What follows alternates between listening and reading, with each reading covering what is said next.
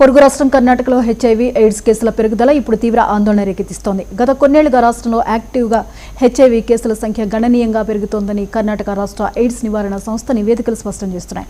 ముఖ్యంగా men who have sex with men వర్గంలో ఈ ఇన్ఫెక్షన్ల వ్యాప్తి ఎక్కువగా ఉండడం పబ్లిక్ హెల్త్ అథారిటీలను అప్రమత్తం చేసింది. ఈ పరిణామాల నేపథ్యంలో వైరస్ వ్యాప్తిని అరికట్టేందుకు బాధితులకు అవసరమైన వైద్య సహాయం అందించేందుకు ఆరోగ్య శాఖ ప్రత్యేక చర్యలకు శ్రీకారం చుట్టింది.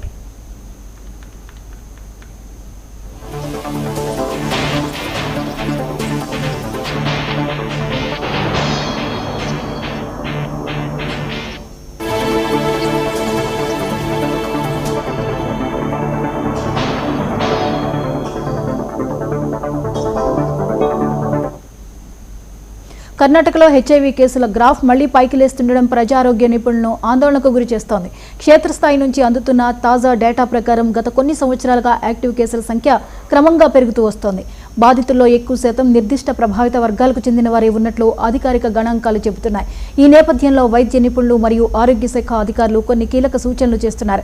హెచ్ఐవి వ్యాప్తిని అరికట్టడంలో క్రమం తప్పకుండా వైద్య పరీక్షలు చేయించుకోవడం, ముందస్తుగా వ్యాధిని గుర్తించడం అత్యంత కీలకమని స్పష్టం చేస్తున్నారు. సకాలంలో చికిత్స ప్రారంభించడం ద్వారా వైరస్ నియంత్రణలోకి రావడమే కాకుండా బాధితుల ఆరోగ్య ప్రమాణాలు మెరుగవుతాయని నిపుణులు చెబుతున్నారు.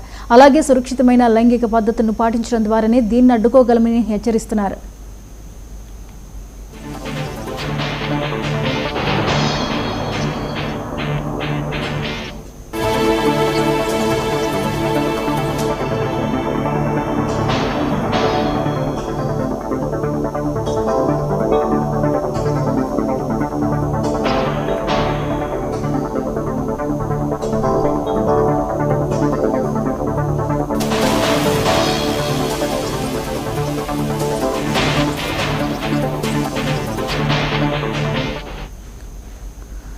వైరస్ వ్యాప్తిని కట్టడి చేయడంతో పాటు సమాజంలో హెచ్ఐవి బాధితుల పట్ల ఉన్న వివక్ష, సామాజిక ముద్రను తగ్గించాల్సిన అవసరం ఎంతైనా ఉందని అధికారులు గుర్తు చేస్తున్నారు.